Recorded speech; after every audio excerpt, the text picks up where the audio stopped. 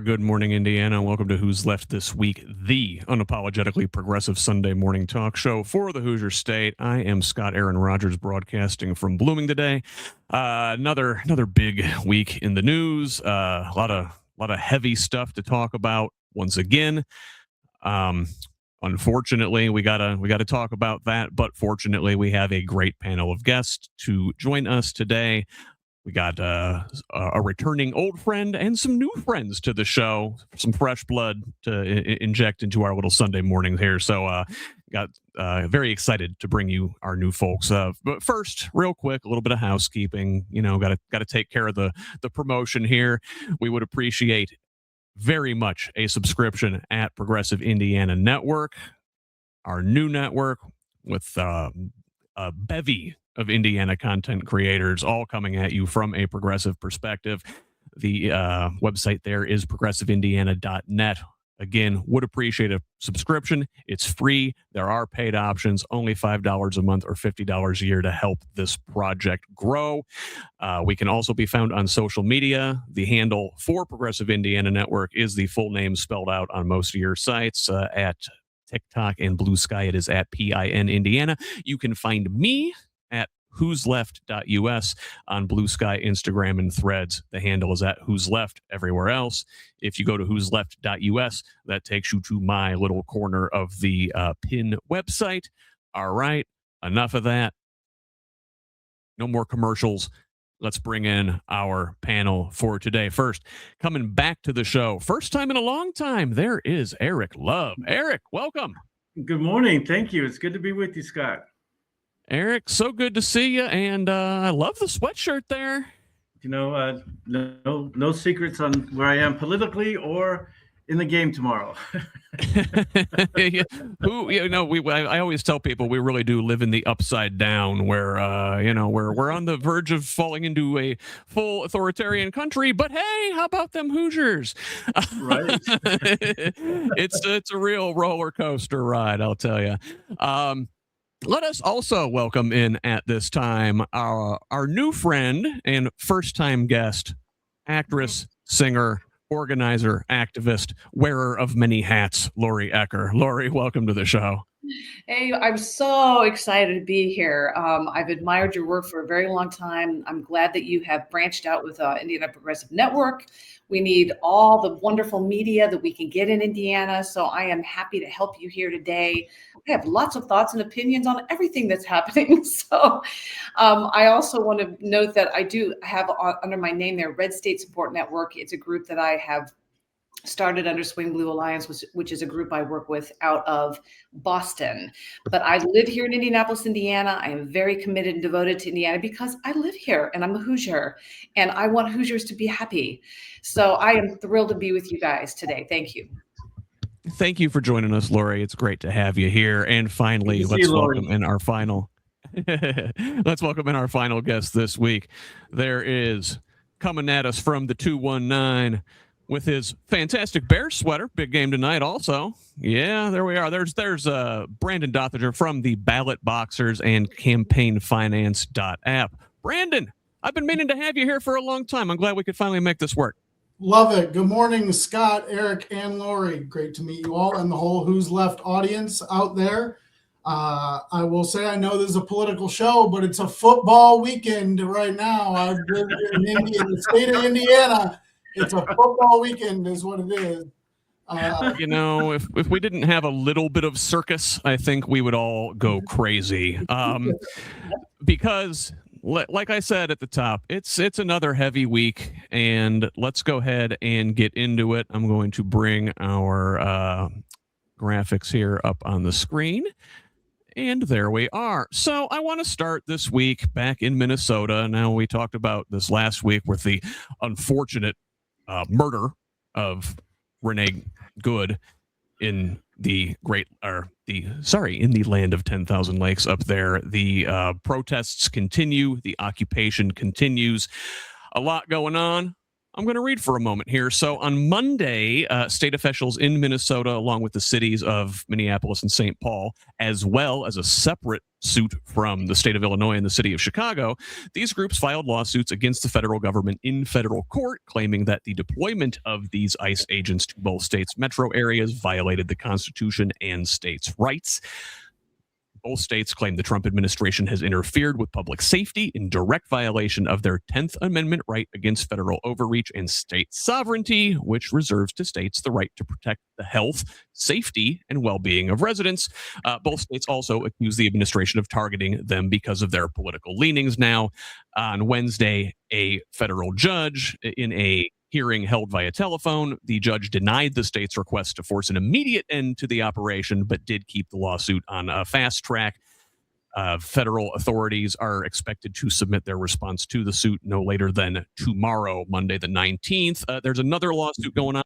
ACLU suing the Trump administration over racial profiling and unlawful arrests. This is a 72-page lawsuit filed on Thursday on behalf of 3 community members, all of whom are U.S. citizens. The ACLU accused federal immigration agents of violating these citizens' constitutional rights, arguing that Somali and Latino communities in the state have been disproportionately targeted. Now, all of that is going on while ICE is on the streets harassing people, and they shot another guy this week. Now, fortunately, only in the leg, but still, this is Wednesday. A federal agent shot and injured a man in Minneapolis in an incident that touched off more clashes between protesters and law enforcement officers. Came exactly a week after an immigration agent killed Renee Nicole Good. Now, stepping away from Minnesota for a second, these guys are trigger happy. Out in California, they blinded a couple guys. They shooting protesters in the face at close range with what they call less lethal rounds. Well, it might not kill you, but it'll blind you. So it should be noted that the majority of Americans are horrified by this. A Quinnipiac poll that came out this week found 53% of registered voters say the shooting of Renee Good was not justified, 35% saying it was. A similar CNN poll found 56% of Americans say the shooting was an inappropriate use of force, with just 26% saying it was appropriate. There are a large number of undecided folks in both of these polls. I don't know how you can not have an opinion on this, but maybe that's just me. A CNN poll also found that 51% of Americans say ICE enforcement actions are making cities less safe, with 31% saying they are making cities safer. So, for everything going on, I think Americans are relatively united in that they don't want this on their streets. In Minnesota, Governor Walz urged protesters to be loud and urgent, but also peaceful. He called on protesters to establish a record of what's happening in the communities, tells folks to get that phone out and hit record. Attorney General Keith Ellison is requesting folks submit their videos for potential state charges. Minneapolis Mayor Jacob Fry is telling people to remain peaceful and don't take the bait. Now,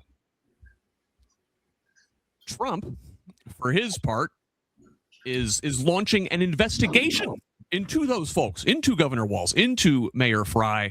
The Justice Department on Friday launching this investigation for allegedly obstructing federal law enforcement officers in their state.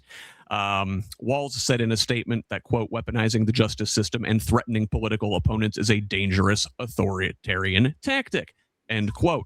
Yeah, you don't say. Speaking of authoritarian tactics, Trump is also on record this week as having said, maybe we shouldn't even have elections, as he's threatening the Insurrection Act. Trump saying, quote, if the corrupt politicians of Minnesota don't obey the law and stop the professional agitators and insurrectionists from attacking the patriots of ICE, who are only trying to do their job, I will institute the Insurrection Act and quickly put an end to the travesty that is taking place in that once great state. Now, The Insurrection Act would allow Trump to federalize members of the state's National Guard in order to suppress protests, which have remained generally peaceful despite increasingly violent displays from federal agents. Now, meanwhile, Trump is musing about canceling or refusing to accept the outcome of the 2026 midterms, a familiar pattern for him.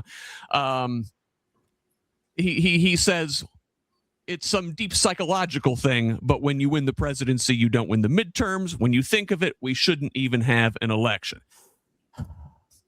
On those lines, with troops being involved, Governor Walz has mobilized the state National Guard. What he says is an effort to support local law enforcement. Now, the Guard has not been deployed. Trump has 1,500 soldiers on standby, 2 battalions from the Alaska base 11th Airborne Division on prepared to deploy orders, according to a U.S. defense official. A lot there. So I guess, Eric, where do we even begin with all that? A word that keeps... irony keeps coming to mind. This week, as he encouraged Iranians to protest and attack,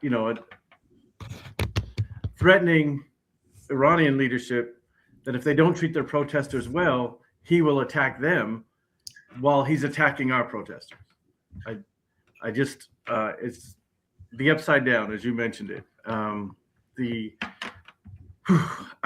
don't know where to start, but a few things I guess that I wanted to point out, like he's talking about the Insurrectionist Act, where there was an actual insurrection, people were arrested, people were imprisoned, he pardoned them, and now a leak has shown that many of them are now the ICE agents, and so he's going to fight an insurrection with actual insurrectionists, according to him. So, yeah.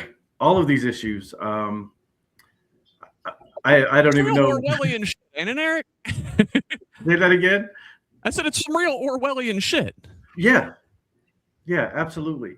And it is just mind-boggling how he can say the exact opposite of what he's doing. Like, I think that people would have been in favor of him arresting the worst of the worst immigrants and the criminals who are taking over communities and actually bringing in drugs and killing people, but he's going after hardworking, tax-paying immigrants who have families that have been here for decades, and going after American citizens who happen to be Black, brown, or have a slight accent.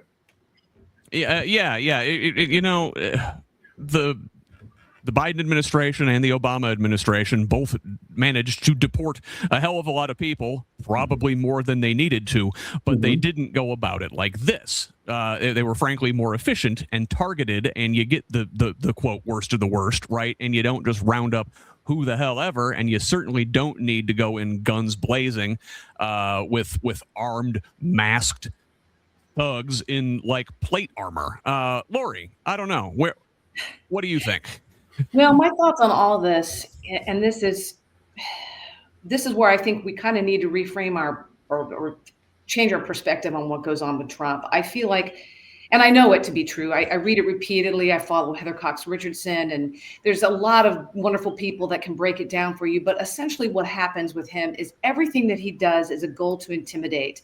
The governor, the mayor, the AG in Minnesota, they're all doing their jobs according to law, and he knows that. It's simply an intimidation tactic. And the problem is so many are truly scared of him that they back down or they try to concede. And he is a dictator. He is a sociopath.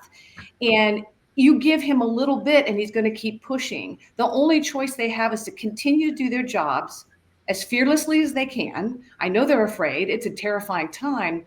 But all of us on every level, and that comes down to even the smallest levels in Indiana on the local level, as far as I'm concerned, our own city council needs to be fearless and push back on all this sort of thing, in whatever way they can.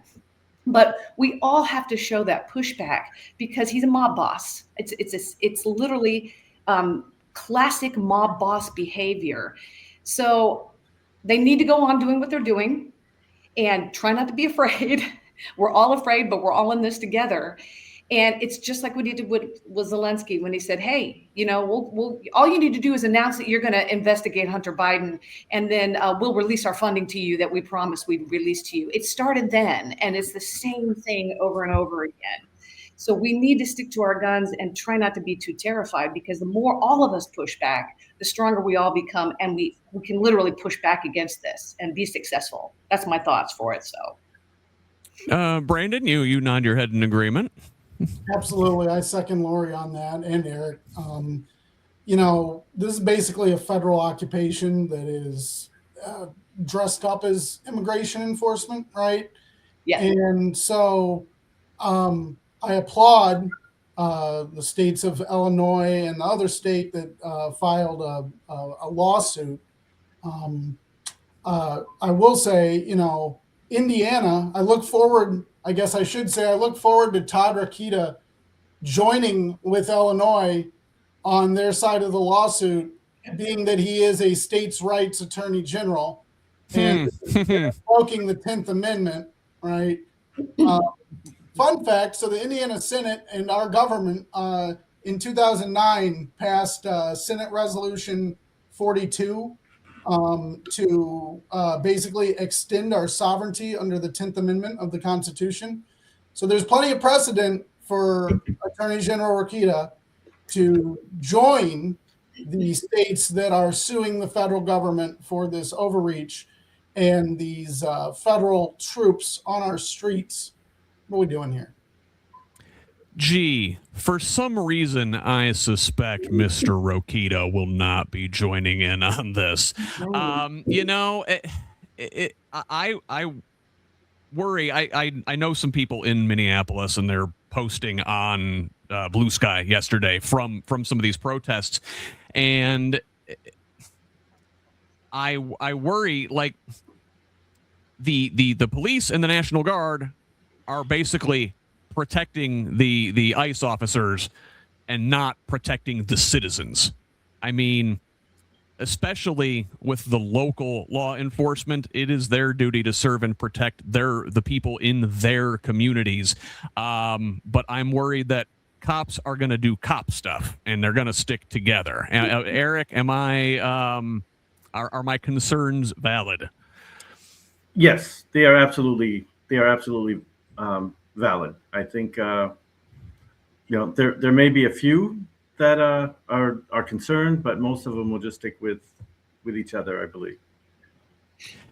And Lori, I mean, if say Governor Walz calls in the National Guard to protect his state, to protect his citizens, and Trump invokes the Insurrection Act and brings in active duty troops, that's not a good sign. That's some Civil War stuff.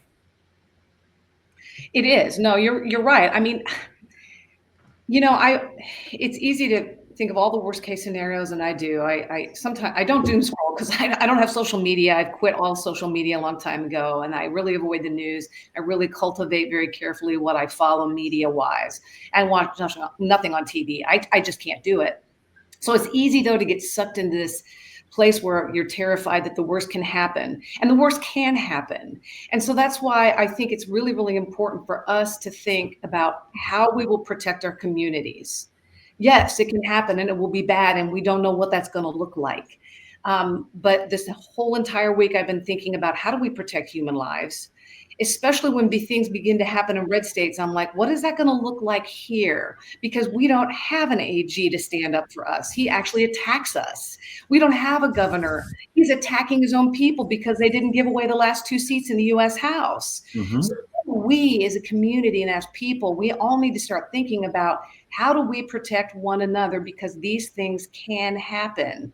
We're becoming a pariah nation. So pressure from outside of this country, I think, is going to be kind of helpful and maybe tempering. I'm no expert, but I do ponder that too. I'm like, what's it going to look like when nobody will have anything to do with us and we're attacking our own? Will we finally pull back? Will we finally get rid of him? I don't know. I don't know what will happen, but I think the thing that we need to focus on the most is how do we make a plan to protect each other? What do we do? especially in Indiana, because it will come here. It will. I mean, he's attacking the blue cities first, but hey, we're Indianapolis. We're a big blue island. I'm Indianapolis, sorry. So, what is it going to look like here? Right now, we've pushed back against, is it Forstall? Is that the name of the sheriff? In Marion County there. Mm-hmm. And I've not been activated on the end of it because I've just been too busy. I wish I could be involved in everything. I need 10 of me. But I know that he's actually put out and made the statement that our jail cannot sustain all these people, and he's just not going to cooperate with this insanity. I don't think he said it quite like that, but essentially he was on our side in the stance that he took. But how long will that last? To Eric's point, it's like, yeah, I mean, we have to assume they'll eventually be in cahoots with one another. So we have to find a way to be proactive and decide on our level as a community, what are we going to do? I'm following Minnesota to see what they're doing. I highly recommend you follow organizations there. So that's my thoughts on it. Yeah. I do feel. Oh, sorry, Eric. Go ahead. I was just gonna, one thing that I just thought about when our legislature did not give up our last 2 seats, then the Trump administration threatened to pull federal funding from the state of Indiana because we didn't agree with him on that. And if you live in a red state and you don't do what he wants, he still threatens you. I remember he threatened Michigan. He threatened so many different. Michigan is not a red state, but he threatens any state to pull federal funding. Like, one man has power to pull the federal funding for a state, even when they support him in 99% of what he's doing. He betrays everyone, by the way. Everyone that he ever works with. Yes, it's true. And as like what Lori said, he behaves like a mob boss. He really does. Absolutely. Brandon, final words on Minnesota before we move on. I mean, this Trump term too, I think the fact it's just so much more egregious than the first term, and it really emphasizes what we need to do to make sure that this never happens again. Like, there are arguments that I accepted in the past that I will never accept again because I've learned the lesson. I hope other people throughout Indiana have learned the lesson as well. I mean, these are our neighbors, our fellow members of our nation, and this is not what America is. It's despicable. Thank you. Well said. So, we were talking about the Insurrection Act, destroying American institutions, the 10th Amendment, the Constitution. Well, along those lines, there's a whole bevy of other institutions under attack this week, and I just want to go through a list here. So, the Federal Reserve, for example, on Monday, the Justice Department opened a criminal investigation into Fed Chair Jerome Powell and his statements to Congress regarding renovations of the Fed's headquarters in Washington. Powell, in a statement last Sunday night, said, quote, "This new threat is not about my testimony last June or about the renovation of the Federal Reserve buildings. It's not about Congress's oversight role. The Fed, through testimony and other public discourse, has made every effort to keep Congress informed about the renovation project. Those are pretexts. The threat of criminal charges is a consequence of the Federal Reserve setting interest rates based on our best assessment of what will serve the public, rather than following the preferences of the president." So, undermining the independence of the Fed, a very shaky foundation upon which our entire economy rests. The past 3 Fed chairs, Alan Greenspan, he's still alive. Ben Bernanke and Janet Yellen were among the 13 economic officials that served under both Republican and Democratic presidents to sign on to a statement calling this inquiry unprecedented and the use of prosecutorial attacks to undermine its independence. Even Scott Bessent, Trump's Treasury Secretary, is unhappy about this. So, in addition to the Fed, there are the federal courts. The number 2 federal prosecutor in Virginia's Eastern District was fired for declining to lead a prosecution of former FBI Director James Comey. This is in the same district where Lindsay Halligan was appointed U.S. Attorney. She's still serving, even though a federal judge said she was wrongly appointed, and he keeps having her back before the court to say, why do you still keep calling yourself a U.S. Attorney? The courts, the Fed, the free press, The FBI this week raided the home of a Washington Post reporter in a highly unusual and aggressive move. According to The Guardian, agents descended on the Virginia home of Hannah Nathanson as part of an investigation into a government contractor accused of illegally retaining classified documents. Now, Nathanson has described herself as the Post's federal government whisperer, said she would receive calls all day and night from federal workers who wanted to tell her how the Trump regime was rewriting their workplace policies, firing colleagues, or transforming the agency's mission. She's got like something close to 1,200 sources. All are current or former federal employees who trusted her with their stories. I think this is about much more than this one leaker who is in custody now, and about those near 1,200 other people, and that they can go after them. Even the Smithsonian is under attack. On Tuesday, the Smithsonian had to turn in plans after Trump demanded a wide-ranging review of the Smithsonian's exhibits, materials, and operations to ensure they align with President Trump's view of American history. The president signed this executive order way back in March of last year, placing Vice President Vance in charge of supervising efforts to, quote, remove improper ideology from all areas of the Smithsonian and targeted funding for programs that advance, quote, divisive narratives. So, additionally, our healthcare infrastructure in this country is under attack. Now, there was a glimmer of good news because a federal judge ordered the HHS to restore funding to the American Academy of Pediatrics, but RFK Jr., the HHS secretary, appointed two vocal opponents of vaccine use in pregnancy to a federal vaccine advisory board. And finally, NATO, our entire defense infrastructure since the end of World War II, is under threat now over Greenland. Diplomats from Denmark and the semi-autonomous territory had a meeting in Washington with Vice President Vance and Secretary of State Rubio. They decided to set up a, quote, high-level working group, but, no real decisions were made. Meanwhile, a bipartisan group of U.S. lawmakers went to Denmark on Friday, seeking to lower the temperature with assurances of congressional support after President Trump's threats to seize the Arctic island. European nations, NATO allies are sending troops to Greenland as the U.S. is escalating their threats. Several countries deploying small numbers of military personnel to participate in joint exercises with Denmark, including Germany, Sweden, France, Norway, the Netherlands, and Finland. Canada and France have also said they plan on opening consulates in the Greenlandic capital of Nuuk in the coming weeks. Now, in response to this, President Trump says he is slapping tariffs on those 8 countries, 10% on all goods from those 8 European nations because of their opposition to American control of Greenland, which he says would jump to 25% on June 1st if no deal was in place for the, quote, complete and total purchase of Greenland by the United States. So, again, a lot there. Eric, which one of those institutions falling scares you the most?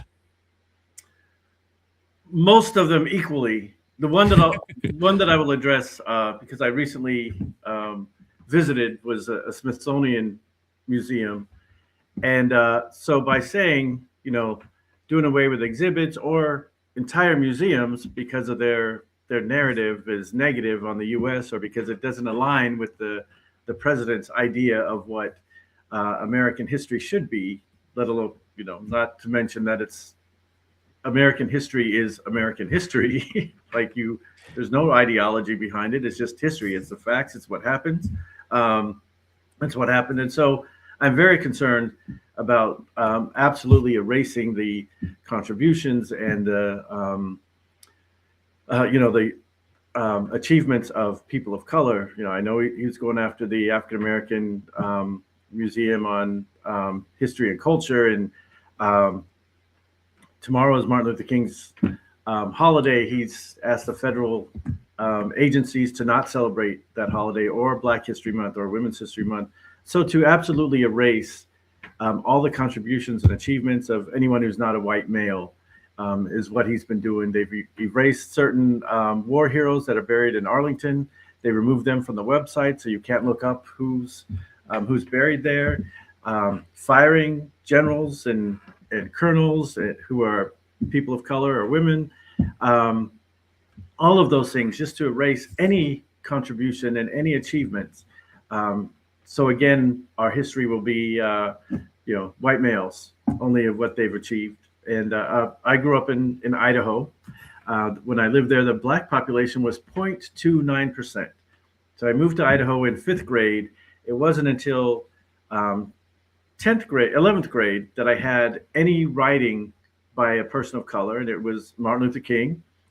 And then it wasn't until college that I actually had more than one assignment, either writing or book or learning about people of color in the U.S. and their achievements, other than slavery, of course. We could learn about being slaves.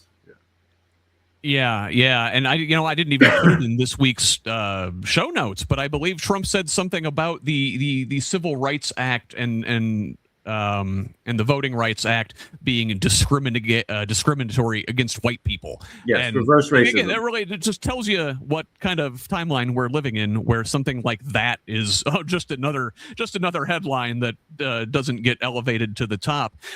Lori, which of those institutions falling scares you the most? Well, I got to say, of course, I agree with Eric, and I'm sure all of it does. I mean, every bit of it is what defines our country and us as a people, everything, all of our history, even the stuff we haven't really even begun to yet talk about, especially Native Americans and what we did when we came here. So all of that is devastating to me. I spent a lot of time on reservations, so that's a very special topic to me. But it's almost, and I don't know if I just said this, I'm sorry, it's like comparing apples and oranges. What I think I fear the most, what I have to pick out the most would be what they're doing to the CDC. This Robert Kennedy is terrifying. He's insane. He really is. He may make a few good points here and there, but what is that saying? Even a broken clock is right twice a day. Yeah. Oh, I mean, it's just, you can't listen to that. And what I really fear the most is we were already way behind in our research on any potential viral threats to be coming towards us. If we thought COVID was bad, there's a whole lot waiting to come towards us. And we could have a worldwide, once again, pandemic that is way worse than COVID. And we are wholly unprepared in this country. I don't know how we would survive that. So that, I think, does scare me the most, especially for those frontline workers that try to save lives. If we eradicate the people that will take care of us, we're lost. So those those are the kinds of things that keep me awake at night. But I would highly recommend following a Substack called Inside Medicine for any of those who are interested about what's going on with the vaccine stuff and all that. This guy, I can't think of the doctor's name, but he's wonderful. He does a lot of interviews and articles. He's fantastic. And it'll kind of keep you updated without feeling too paranoid. But I think once again, it's very important for us to be prepared as much as we can, arm ourselves with information, but prepare ourselves as best we can and try not to obsess about it. But that's what worries me the most. Within the country, within our country. Yeah. Well, you mentioned the COVID and how there are all sorts of different potential pandemics just waiting to be sprung upon us that we're not really tracking going forward. Who knows what kind of viruses are percolating under the frozen tundra that will come forth as climate change happens. Maybe in Greenland, perhaps. Yes. Brandon, I mean, listen, if we come to loggerheads with our European allies over Greenland and the NATO alliance falls apart, it's I don't know, man, we're like wading into World War III, aren't we? I mean, this president, the way that I think we've already entered a new political era as a result of electing Trump to 2 non-consecutive terms. Our allies don't trust us anymore. And so this is kind of just the very beginning of that. All future presidents are also going to have to deal with this issue, that the world that used to trust America in the post-World War II landscape no longer does in a multitude of different ways. not just with Greenland, but also with respect to Gaza, and with respect to so many other different issues. Going back, I did want to answer that question. I wanted to go at that question. The institutional thing that worries me the most is definitely the free press. It's the First Amendment for a reason. And there's just so much garbage coming down the pipeline all the time in all regards. And I know that. But in particular, the attacks on anybody who criticizes him, that is dangerous. And it's like I said, it's the First Amendment for a reason. And then as for the Fed, I mean, I will say I'm more of and I know Scott shares my view on this. I'm a Stephanie Keaton person myself. That being said, I believe in the independence of the Fed. There's good reason why the founders didn't want the Fed to be a political body for the stability of the economy. And I mean, Trump has Alan Greenspan and Janet Yellen on the same page about something. So he's might be the first time in history on that. The Fed could tank the entire economy and lead to famine and all sorts of horrific economic disasters. There's plenty of economic history on various disasters if you want to read about it. But screwing with the dollar like he is it could lead to the most loss of lives. So yeah, the entire world economy really is resting on the stability of the U.S. dollar. So if the Fed goes under, bad for everybody. Great for the Trump crypto coin, though. Yeah. And I think that's what this all comes to. Now, I want to move on to our next story, and it's ironic in a way that we're talking about the authoritarian impulses of our president and peaceful protests in our country that they are labeling as riots and insurrection. But over in Iran, there is, real protest, life-threatening. People are dying over there. I think I've seen the death toll get up to 5,000 even since I've written today's show notes. So let's talk about Iran.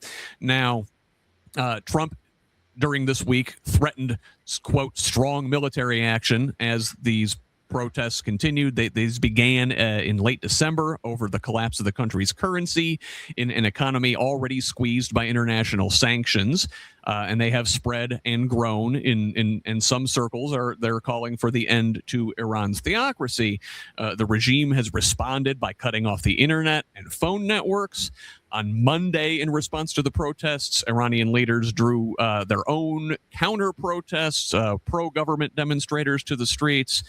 Now, Iran experts say the country's regime is at its weakest since the Islamic Republic came into existence in 1979. Now, like I said, I saw a number today that said 5,000 people have officially been killed, and that's from the Iranian authorities.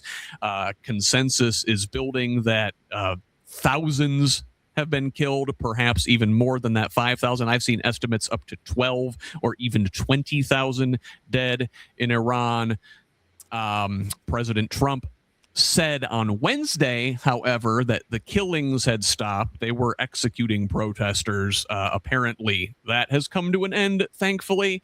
And Trump apparently backed down from the threat of imminent military intervention. However, the exiled crown prince of Iran, the Shah's son, called for the U.S. to take decisive action against what he called the instrument of repression in Tehran to stop the brutal crackdown of anti-government protests and warned against any deals with the country's autocratic leaders.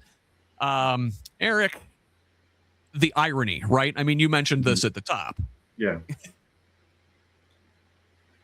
Yeah, it's it's just heartbreaking to see how bad the Iranian people are doing, right? Like the oppression, but also the lack of resources. They're running out of water in, I believe it's Tehran.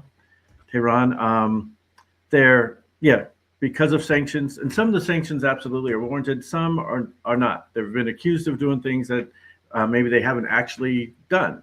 But so it's not a great place to live, and it's just getting worse and worse and worse. And so the real victims in this are absolutely the Iranian people, who many align with the U.S. They love U.S. culture.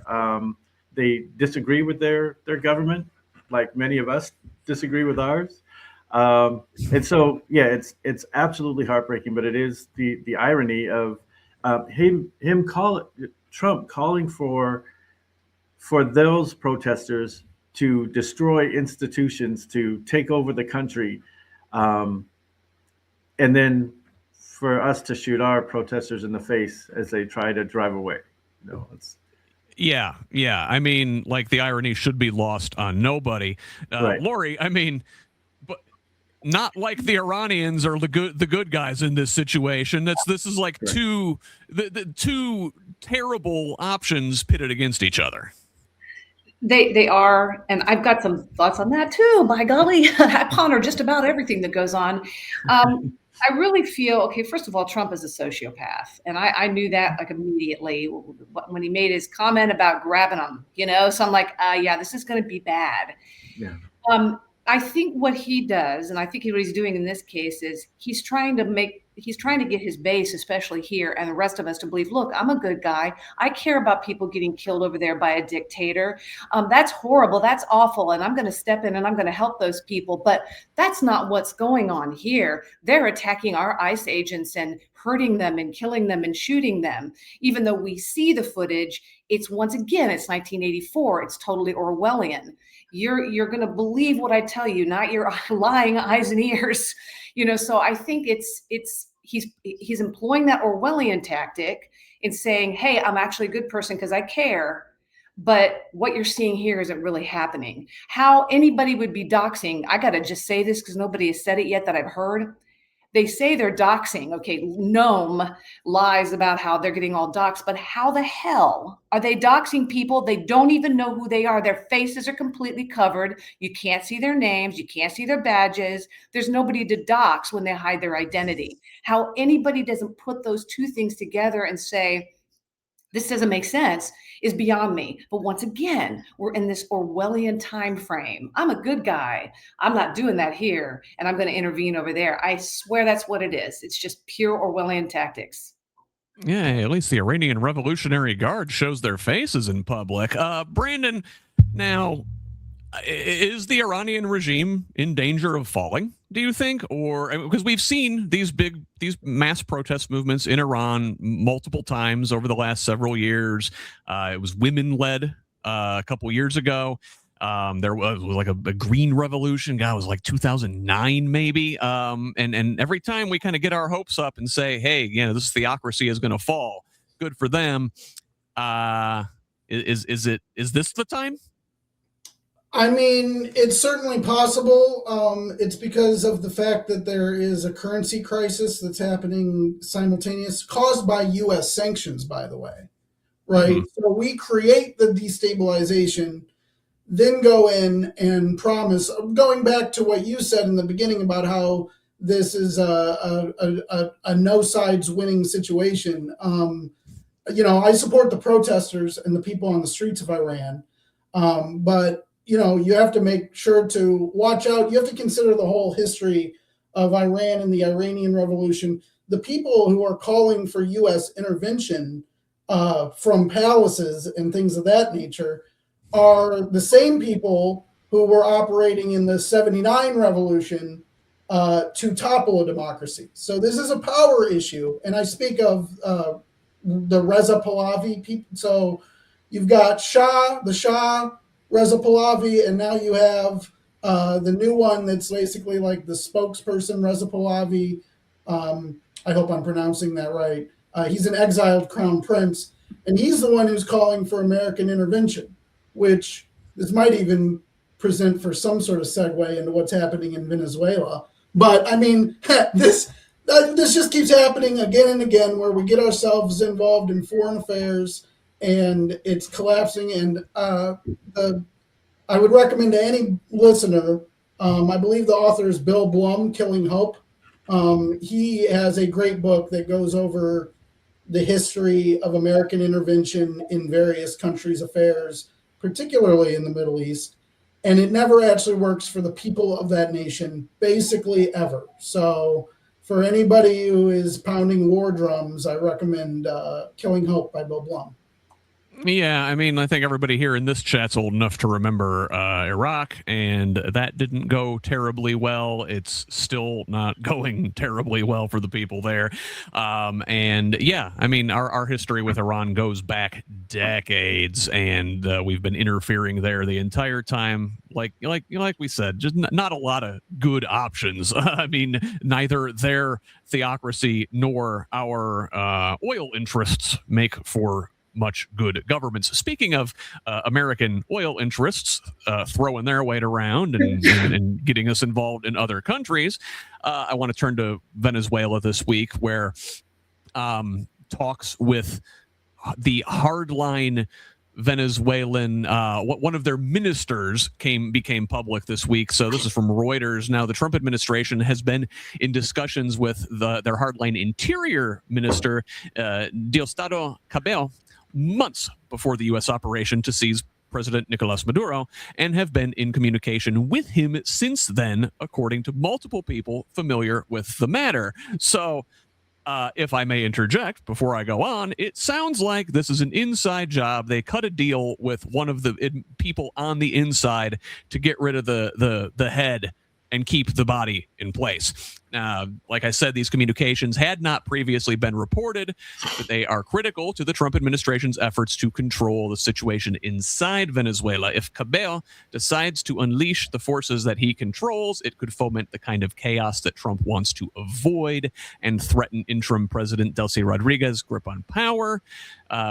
Cabello is one of the handful of Maduro loyalists Washington has relied on as temporary rulers to maintain stability. Now, meanwhile, I mentioned the oil. Trump's plans for this Venezuelan oil are meeting a difficult reality. According to the New York Times, Trump's plans are beginning to run into headlong into reality, they say, starting with the apparent reluctance of the major oil companies to plunge immediately into Venezuela, and the related fact that, unlike Russia or Saudi Arabia, the U.S. does not have a national oil company ready to do the government's bidding. Trump's strategy raises the question of how much energy dominance is really worth nowadays, given that many analysts believe that a vast oversupply of oil is already sloshing around global markets. Yet, Trump's view of oil as a driving force in geopolitics has been fixed in Trump's mind since at least the 80s, because he hasn't learned anything since then. That's me interjecting, not Times. Now, meanwhile, on Thursday, opposition leader from Venezuela, Maria Corina Machado, was in Washington visiting Trump, where she presented him with her Nobel Peace Prize medal, the president calling it a wonderful gesture of mutual respect. Again, we mentioned this last week. The Nobel Institute issued a statement saying that the prize can neither be revoked, shared, nor transferred to others. Once the announcement has been made, the decision stands for all time. But alas, there is the Nobel Peace Prize in Trump's possession. We can debate whether or not Ms. Machado is actually a good actor in this situation, whether she deserves a Nobel Prize, but that's neither here nor there, I guess. Lori, since we've changed positions since last time, I'm going to start with you, going to the right of me. Hey, no, it's all good. This is just so I can keep track of where we're at. But Lori, I don't know where do we begin here in this one? I don't know. I think it's a shame that the Nobel Prize Committee, I don't know. And there's talk about, are they really kind of a political committee at this point? Some people debate that. And I haven't delved enough into it to know, but I think it's a shame they can't revoke it, because I really believe they should. What she's done is just enabled, once again, what so many people do, or is enabled what he does and who he is and what he is. So that was terribly disappointing to me. I wanted to tear my hair out over that. In regards to I can't wait to hear what Brandon has to say about this, because I really love the food for thought you gave me on our prior discussion. But I thought as soon as I heard about, is it Maduro? I'm sorry, am I saying that correctly? Maduro, when he was taken, I thought, wow, that seemed kind of easy. I'm wondering if that was an inside Yeah. job. I'm like, so and the more I'm hearing about it, the more I'm thinking something's going on. They've got something going on, probably like they have something going on in Iran with whoever wants to take over or whatever. I mean, that just made me think a lot more about why he's doing what he's doing with Iran. So I can't really talk intelligently on either one of those things, other than my gut feeling tells me there's all kinds of stuff going on the inside and on the backside of what we can't see and what we don't hear. I can't wait to hear. Well, and Eric, I can't wait to hear your thoughts too. I'm sorry, I didn't mean to slight you, my dear. Oh, no, not at all. No, I've been learning from both of you as well, taking notes when Brandon recommends a book so. Yes. Yeah.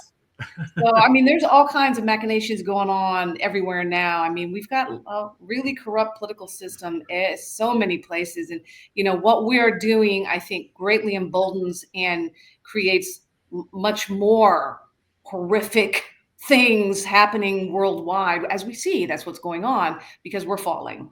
So that's all I have to say on that. And I'm eager to hear what Eric and Brandon have to say, too. So thank you. Well, yeah, like Brandon, I mean, this is about the oil, but like they said in there, does it even matter? I mean, the price of oil is, like in the 50s of dollars per barrel. It's not terribly profitable right now. I understand that the oil in Venezuela is very difficult to refine. It's heavy, it's sulfuric, and companies are reluctant to go in there because it's unstable. I mean, what was this all for? I mean, it's a power exercise. It's just like Greenland or anything else. He's pushing the boundary anywhere he can, and Venezuela's situation presents for an opportunity, right? So, because of the Venezuelan situation, they can come in. It's a very like. It's like a crystal clear. Rarely do you get such a crystal clear of like the crystal clear vision of the naked ambition of imperialism. You have like various people in Trump's administration basically talking about how it's for oil. Obviously, what did we do in Iraq in 2003? We were in there for oil, obviously. Makes me think of banana republics and such. But Brandon, I thought we were there for freedom. Oh, we're our freedom to their oil. We're not there for freedom. So I do want to point out a quick hypocrisy. So why is it that we just overthrew Maduro, right? And the reason why we justified what we did was that we indicted him on State Department charges for basically narco something, right? Isn't that correct? They've invented this term narco-terrorism. Yeah.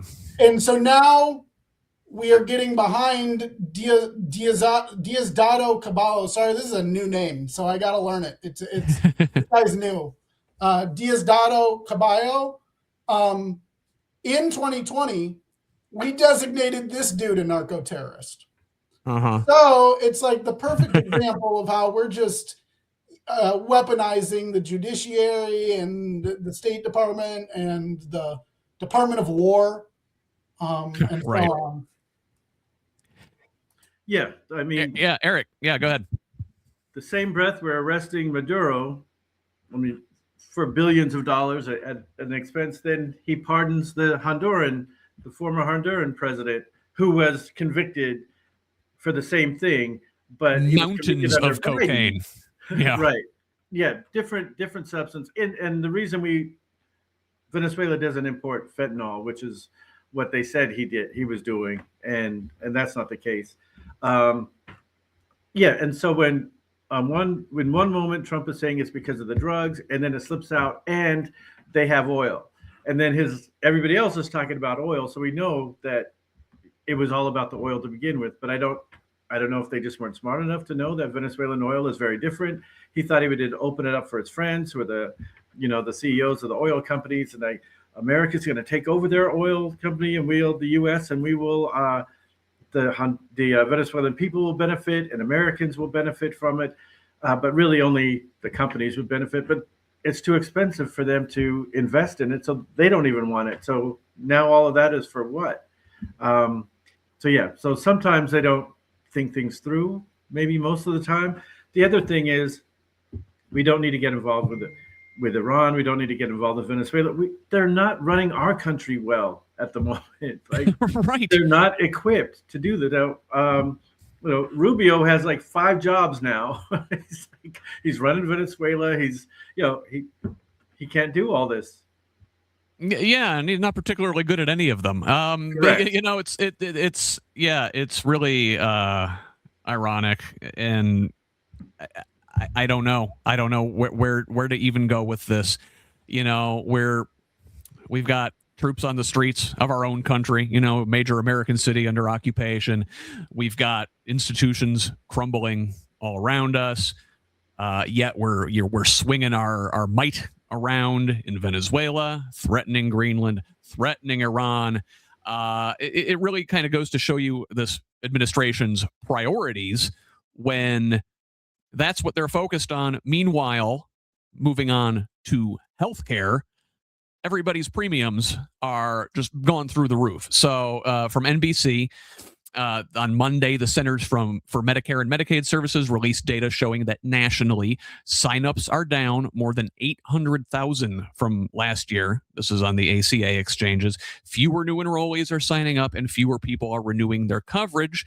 And then some of the people who have signed up for 2026 may never even make their first premium payments, and insurers typically terminate those plans weeks or months later, meaning the full scope of these coverage losses may not become clear for months. Meanwhile, states like California, Kentucky, and New York report that new signups are down and that more enrollees are shifting to the cheaper bronze plans, the lower tier options, which come with high deductibles. So premiums up, coverage down, people not renewing, people getting cheaper plans. And the Senate, meanwhile, is nowhere near a deal to extend the Obamacare subsidies. Recall last week, the House did pass a bipartisan bill to offer a clean extension on the ACA subsidies for 3 years, defying Speaker Mike Johnson. I want to say it was something or somewhere around 10 Republicans across the aisle to sign on to that thing. Well, the Senate's been haggling over their own bill for a while, but they left town Thursday afternoon for 10 days with no deal to revive premium enhanced Obamacare subsidies and no sign they're moving toward any compromise on the key hangups.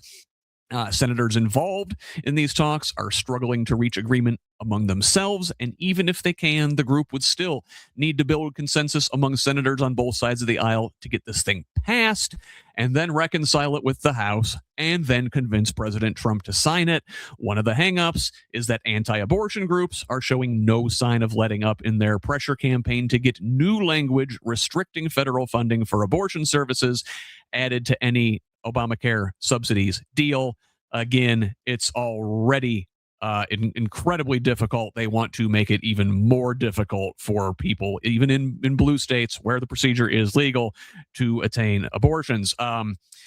Meanwhile, while the ACA is flailing and hanging on by a thread, Trump this week unveiled his own healthcare plan. Hey, look, finally, concepts of a plan coming into focus, right? So almost a year and a half after announcing during a pre-election debate that he had the concepts of a plan for healthcare reform, they issued this short document this week titled The Great Healthcare Plan, providing 4 headline objectives, but no real specific details as to how they will be achieved. The Trump administration says it intends to lower prescription prices and healthcare premiums, hold big insurance companies accountable by requiring them to publish their claim costs, overhead, and profits, and push insurers and medical providers to provide greater transparency over pricing. Not a whole lot of how in this document. So, Lori, coming back to you here. Well, I mean, like, priorities, right? We've got people sick, can't afford our health care here, and we're gallivanting across the globe on foreign adventures. Right. All I can say is they could just keep pounding the nails in their coffin, I guess. I just don't even know what to say. We need We need Medicare for all. Or Medicaid, whatever they want to call it. We need it. It's insane that we live in this country like we do. People under crushing medical debt. Some of them, will they ever get out from under it? I doubt it. Kind of like school loans, students that, no, not everybody has to go to college, but if you want to go to college, you should be able to pay your loans off. Even if it's not free, it should be something you should be able to pay off. And it's once again, all of this is about taking that money and taking those services for a social safety net, which we need. We need a social safety net infrastructure. We're the only developed country at this level that doesn't have those things. But that money is funneled to the oligarchy. That money is funneled to the 1%, less than 1%. And that is their priority. That's who's lining their pockets. That's the people who have their boots on the throats of these, and Democrats too, the GOP. And there's so many things to unpack and so many things to fix before we could fix the other things, that right now, I think what people really need to do is start screaming very loudly about Medicare for all. We're not going to fix an insurance-based system for health insurance. It's about the bottom line. All they care about is profit. It's never going to be any different. We will be living this nightmare, and it will only continue to get worse. So people need to be heard. If they go on the streets, they want to protest, Medicare for all, give us Medicare for all. Call their damn representatives, even the dirtbags. Call them all. Just keep calling them, because that's really what we need to focus on if we want to live healthy lives. If we don't want to, so many people are going to reduce their lifespans because they can't have the medications and treatments that they need. People will simply die prematurely, and that's just all there is. And people will die of diseases they don't need to die of. It's already happening. So that, I think, is really our only hope, is insisting upon that we enact that. The rest of the shit, sorry. Oh, you're fine. I'm going to try not to say the F word. I'm really good at that. Sorry. But we can focus on later, the reforms that need to be in place. But right now, we really need to push them for that. And it's not going to come easy. It's not. But I just don't see any other way around it other than insisting upon that.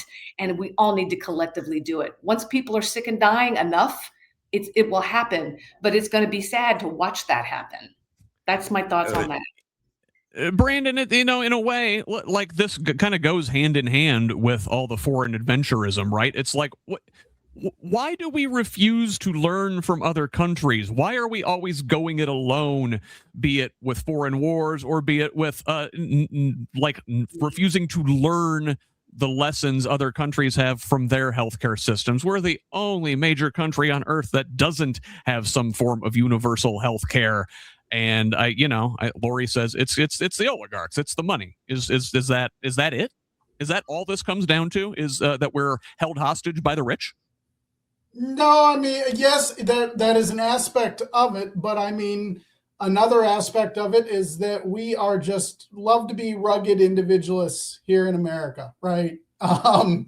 And so I think one of the in this particular example and the extensions of the ACA, since 2020, okay, the enrollment in the ACA grew by 88% of the enrollment that grew was from states that Trump won. So these are people who are culturally voting for people beyond even oligarchic reasons. As Scott mentioned, there's the abortion component as the wedge issue, that they're basically, for this abortion issue, because there are religious people who do not want certain funds for things. We have 800,000 Americans going without health care and dropping to bronze plans with $8,000 deductibles.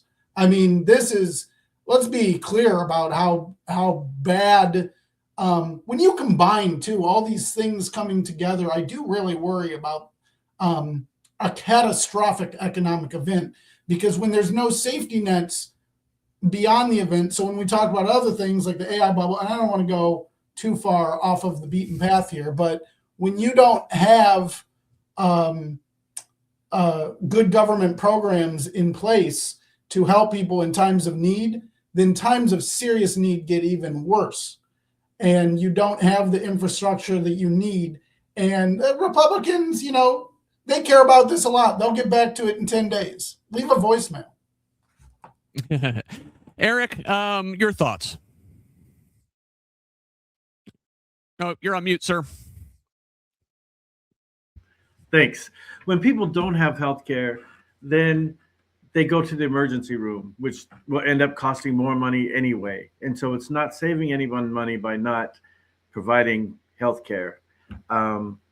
Every little thing. I know people that don't have health care, they go to the emergency room for everything. And it ends up costing them money, but it also costs everybody money. I also, I was trying to research it really quick. I saw a story maybe 2 months ago. I don't know if I should even mention it because I can't find the proof, but basically what the story presented is that there was a time, I think it was after the Great Depression, where they were really pushing for universal health care. But proponents of it said, well, then the blacks will get it too. And we don't want to give them free health care. And so because of racism, then we don't have universal health care now, because they wouldn't do it for our country because they didn't want African Americans or Black Americans to benefit from that. And so if we have to give it to them, then we'll give it to no one. It was the premise of the article that I saw. So I'll see if I can find it before. If not today, I'll get it to you and you can post it on a website or something. So. Absolutely, I'd appreciate that. Yeah, Truman pushed for universal health care, and then during the push for Medicare and Medicaid in the 1960s, the healthcare lobbyists hired some B-list actor to try to dissuade Congress from pushing this thing. His name was Ronald Reagan. Ever heard of that guy? Yeah, he was very much a front man for the anti-Medicare push, and God, that guy sucks. Everything wrong in this country goes through him at some point, including our bloated military, which I do want to cover briefly before we turn to our Indiana stories. In fact, I'm going to use one of these to pivot to Indiana. So let's talk about the Pentagon this week. Democratic Senator Mark Kelly sued the Pentagon on Monday over attempts to punish him for his warnings about illegal orders, claiming the Trump administration trampled on his constitutional rights to free speech. If you recall, this was earlier it was a couple months ago at this point, when Kelly and 6 lawmakers in total who had served in the military or intelligence community issued a social media video reminding our troops that it is their duty to resist unlawful orders. Hegseth, the defense secretary, said he censured Kelly over his participation in that video and said the January 5th censure, which by itself is simply a formal letter with little practical consequence, was a necessary process step to proceedings that could result in a demotion from Kelly's retired rank of captain and subsequent reduction in retirement pay. They're in particularly picking on Kelly in this situation because he is a retired officer and thus subject to recall by the military. Now, they did not stop with Kelly, though, because Michigan Senator Alyssa Slotkin says prosecutors are also investigating her after that video. On Monday, she said in an interview that she found out about this from the office of Jeanine Pirro, the former Fox personality and U.S. attorney for the District of Columbia, a longtime ally of the president's. Also, in military news this week, the Pentagon is reviewing the effectiveness of women in combat roles. More than a decade after the full integration, women were formally integrated into ground combat units in 2015, but now more than a decade later, the Pentagon has recently started a review of the performance of thousands of women serving in ground combat units, a step that comes amid Secretary of Defense, I refuse to call him what he wants to call himself, Pete Hegseth's long expressed skepticism about their inclusion in such units. Over the next 6 months, the review will examine the performance and training outcomes of ground combat units, according to an internal Pentagon memo. Finally, in military news this week, U.S. Senator Todd Young of Indiana flipped his vote on a Venezuela war powers resolution after President Trump after pressure from President Trump. Excuse me. Now, Young was one of 5 Republicans who defied President Trump and voted with Democrats last week to limit the president's military power in Venezuela. But on January 14th, he was one of 2 Republicans who flipped, allowing the measure to fail. Young said, quote, in breaking with the party line that you should, you know what? I'm sorry. This is not a quote. In breaking with his party, Young and 4 others incurred Trump's wrath, who wrote in a Truth Social post that they were impeding the president's authority and should never be elected to the office again. The administration has since given some assurances. Secretary of State Rubio writing Young and others a letter in which he stated that if Trump decides to bring U.S. armed forces into Venezuela for major military operations, he'll seek congressional authorization first, though he added in parentheses, circumstances permitting. So, Lori, I guess, what jumps out to you there? Okay, first of all, I assume everything they say is a lie. They're going to do whatever they want to do. They're a fascist, authoritarian regime, whatever you want to call them. So that right there, you can't trust any of it. As far as Todd Young is concerned, it's depressing. It really is depressing with him. I don't think we can count on him. He's cowardly. I'm going to be just really blunt here. And I've said this to all my friends. I'm like, he just needs to call up Liz Cheney, because I know she has a spare pair of balls that she can let him have. He doesn't have any guts. He's never going to. But we're stuck with him until maybe we can get Indiana voters to get rid of him. So once again, I'm just going to go back to this. I don't know what to say other than I want to say that even if they brought it before Congress and asked permission, I would be very doubtful that they would even listen. They're a lawless regime. They're going to do what they want to do.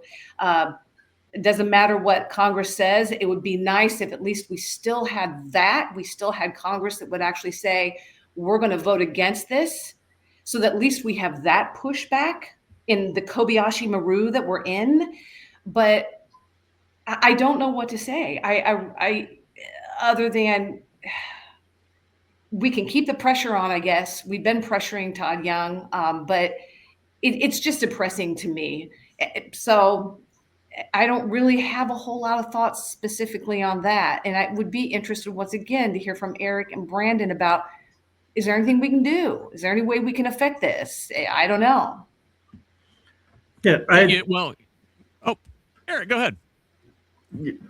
I've been holding all these jokes, these comments in, but I want to say if women can't serve in the military, then Pete Hegseth can't wear makeup.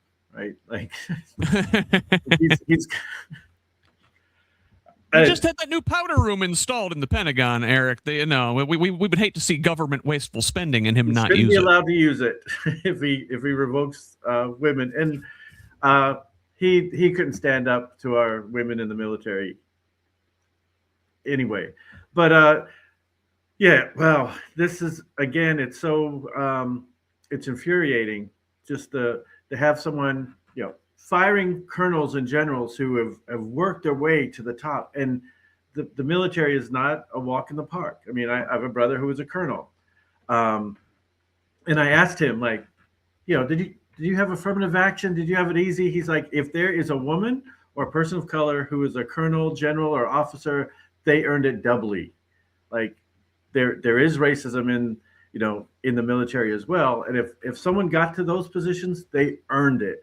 And then to get rid of people who have earned it and then put in somebody like Pete Hegseth is just a slap in the face, and claim the other ones are the affirmative action hires when he is a yes man, and that's his qualifications, because there isn't one other qualification that he has. Brandon, thoughts here? Yeah, I feel sorry for the lifetime public servants who are just caught up in his absolute crap. It's so frustrating to see the entire federal government weaponized against good people like this. I think about the judge in Wisconsin that helped somebody go out the other door because ICE was waiting on them. I think about Mark Kelly now. It's very clear they are saying what people have said for generations. The Uniform Code of Military Justice, the UCMJ, Articles 90 to 92, give service members a duty to disobey lawful orders. The Nuremberg Principles also relieve soldiers of the responsibility of following unlawful orders. This is, and Todd Young, to briefly transition to this purportedly courageous man who is such a coward in office all the time. So he's going to defend us. He's going to defend the Constitution, not the executive, by the way, as just a quick aside. He's going to defend the Constitution against all enemies, foreign and domestic, unless a Truth Social post changes his mind. What an interesting addendum to what used to be a powerful promise and duty. Yeah, like Todd Young, he's one of these guys. I wish you would just go ahead and be awful instead of like playing independent and acting like you have a spine, feigning concern, right? Like Susan Collins. Oh, I'm very concerned. But, when it really comes down to it, he always goes along with Trump. He always rolls over. I'll say it. Todd Young's a bitch.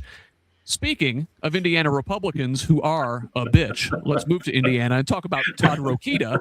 So the Attorney General, if you recall, sued the Indianapolis Public Schools recently. Now at a retreat last Saturday, the IPS board rescinded 2 prior resolutions supporting undocumented students. One was adopted early in President Trump's first term, and the other was adopted early in his second term amid high-profile and controversial immigration enforcement efforts. This from an article in Mirror Indy.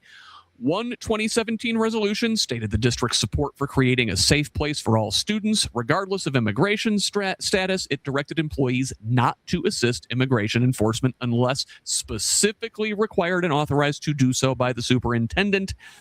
A new proposed policy on student access, safety, and privacy says the district will continue to protect the confidentiality of student records and information while providing equal access to public education for all students who live within the district, regardless of immigration status. Now, I don't know. They're just moving some words around. I don't know what the actual difference is. This proposal comes in the wake of a November lawsuit filed by Rokita's office that claims the district impeded federal immigration enforcement. Attorneys for IPS have said in court that the district would adopt a new policy that would render the state's lawsuit moot.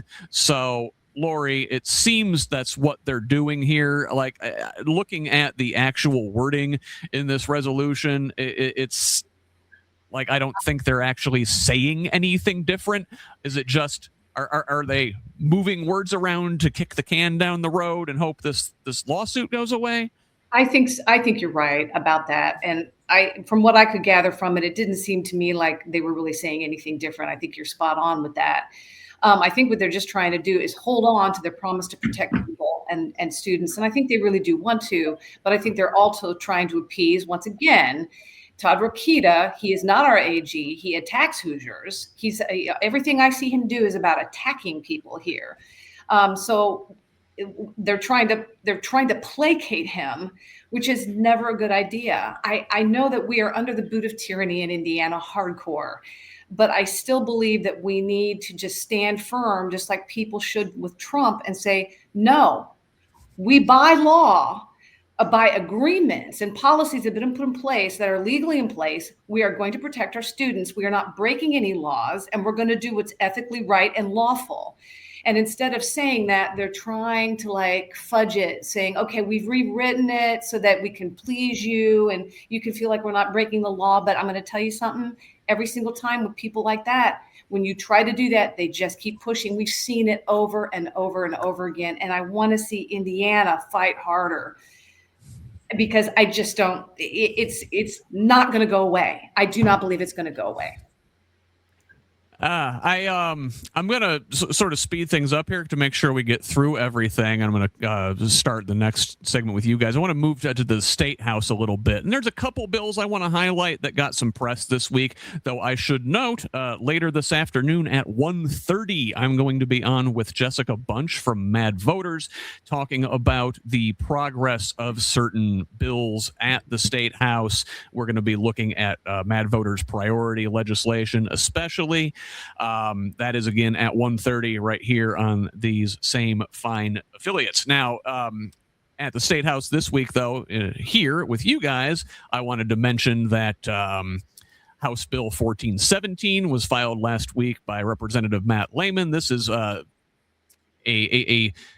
let's say, a business-friendly bill that bundles several proposals aligned with the new business lobbying group's goals of curbing what they describe as frivolous lawsuits and excessive jury awards against Hoosier businesses. The alliance includes the Chamber of Commerce, the Indiana Manufacturers Association, the National Federation of Independent Business, Indiana Motor Truck Association, and Indiana Bankers Association among its supporters. They have retained former Senate President Pro Tem David Long to assist with government and media outreach, revolving door much.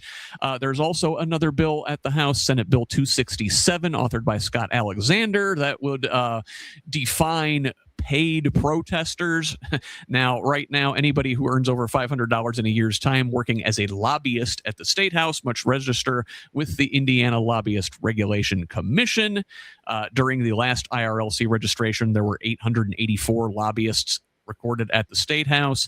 This bill would require the lobbyists' employers to register them instead, and they would have a shorter time period to do it. Now, I think this is one of those Trojan horse bills, because the bill also redefines the definition of a lobbyist to include anyone who is compensated to rally, gather, demonstrate, engage, or confront a legislative person or an executive person on public property. The author, Alexander, said he believes that paid protesters were present at the State House in December during the legislature's failed bid to establish mid-cycle congressional redistricting, because I don't think he can comprehend that Hoosiers aren't down with his crap. There's also a bill moving through on elections that would potentially shift the years of Indiana's municipal elections to even-numbered years in a bid to increase turnout in those elections. A study led by the Secretary of State's office last year concluded that moving municipal elections would lead to a boost in voter turnout that would more than make up for votes lost through ballot fatigue. That's when voters lose interest in a lengthy list of choices. Opponents of this bill are concerned that municipal politics will get lost in the national shuffle if they're held on the same timeline. Additionally, in election bills, there is a ban on ranked choice voting being debated at the State House. Author Blake Dorio, as well as Keegan Prentice of the Secretary of State's office, complained that ranked choice voting is complicated and confusing, while supporters from the League of Women Voters and Common Cause Indiana said the system offers voters more choice, and this ban serves no purpose as ranked choice is currently not used in the state. However, I should note that in 2020, the state Republican Party did use this method to select delegates. Additionally, at the State House, Republicans very interested in other people's parenting. There is a Let Kids Be Kids bill. Now, this is a bipartisan bill that would shield Hoosier parents from child welfare investigations solely for allowing their children age-appropriate independence. This cleared the House Judiciary Committee on Monday, following other proposals in recent years to broaden parents' rights and prevent unjust DCS inquiries. This is authored by Republican Jake Teshka of North Liberty. Under current law, families can be investigated or charged for allowing a child to walk to a store, play outside, stay at home alone, or sit in a parked car, often without meaningful reconsideration of the child's maturity, ability, or the actual level of risk involved. Finally, there is also a social media ban up for debate at the State House. That's Senate Bill 199, which would require social media platforms to verify users' ages and obtain parental consent for accounts of teenagers aged 14 to 17. Children under 14 would not be allowed to make or keep accounts. This bill would also enact a curfew for teen accounts from 10:30 p.m. until 6 a.m. Now, while social media bans usually face a legal battle, recent court decisions have allowed such laws to go into effect in Missouri and Florida. In December, the country of Australia became the first country to ban users under 16 from social media platforms. A lot there, a lot at the State House. Again, a lot more that I will talk about with Mad Voters here later this afternoon. But Lori, what jumps out to you there? Well, I think the one thing that concerns me, and it was all interesting, and thank you so much for all of those links, because the child welfare thing I hadn't even heard of, so that was really great to read about that, and to know that there was like pretty good bipartisan support on that. But the thing that really concerns me the most is the whole lobbying thing. But it's not so much the bill that they're trying to implement. It's our response to it. And I love Shelley Yoder, don't get me wrong, but I want to say there was a snippet in there from her, a quote from her about how this would, the byproduct of this is it could, it could chill free speech and that sort of thing. And I think what I really have tired of, and here in Indiana as well, we continue to talk like the loyal opposition. We need to call out these bills for what they actually are and say, we understand why you wrote this bill. This bill was written to chill free speech. I know that it turns out to be combative, but we need to call it out. I think Democrats need to stop trying to explain that it could do this or it could do that, and instead say, this is what they want it to do. This is why this bill was written, and we need to fight this bill. And that's what disturbs me most about all of it, because I assume, for the most part, when a Republican proposes some kind of bill, there's some nefarious nonsense behind it that's never going to be good. And I hate to say that, because I know we have some decent Republicans in the State House. I just don't think they have power or a voice, kind of like on the federal level. So I'm always suspect of all of them. And really, I dig in and try to see in their statements, like, oh, ranked choice voting, for instance, is a gimmick. Well, it's not a gimmick. He's just saying that. And I always when I read something they said, I'm like, what words are they substituting for the words that really should be used? And what phrases are they leaving out? Like, this is too difficult. And like let's say they say such and such and such is too difficult. It's too difficult for Republicans to fight it or for Republicans to rig it. That's really what is behind what they're saying, but they make it sound benign when it really isn't. So that, in a general sense of everything you just talked about, is what stands out to me. Really read their statements, the Republican statements, and what do you think they're really saying that they're not using the right words for or finishing. And then I want our elected officials to, when they get up there to quote this and to talk about this stuff, please say it. You don't have to be combative and stoking anger, but they can get up there and say, this is what this is really about. And we need to have an honest conversation about that. Yeah. I don't know what it turned into, but it needs to be done. So. Well, they say the ranked choice voting is too confusing. Well, maybe for them, because they're simple, small people. Brandon, I'm sorry. I said I was going to start this one with you. So my bad. Let me get your thoughts on some of this legislation. What there jumps out to you? So being, an accounting legal dork like I am, the tort reform one is interesting. This lobbying group that brings in these heavy hitters from the revolving door, like David Long, to come in and basically it completely rewrites the rules. What they're trying to do there, to put it in layman's terms, is basically that's going to be an insurance group. I don't understand why the Indiana Alliance for Legal Reform didn't just name themselves the insurance lobby. Why did they name themselves the Indiana Alliance for Legal Reform? I like legal reform. I think everybody here is in alliance for legal reform. Not this type of legal reform, though. So one of the things that this would do is it would cap the total damages that a consumer can get against a business. But the damages are awarded in direct proportion to the perceived loss, right, under the court. And so what this is basically the insurance companies and other financial institutions trying to put a ceiling on the total loss that they could experience after they are proven in a court to cause somebody extensive hardship or be obligated to pay a claim, for example. And I do want to point out before we move on that Indiana has actually already had, this is like a little historical nugget. There was actually like Time magazine and like the New York Times and everybody else had Indiana became like the topic of national discussion in the mid 70s.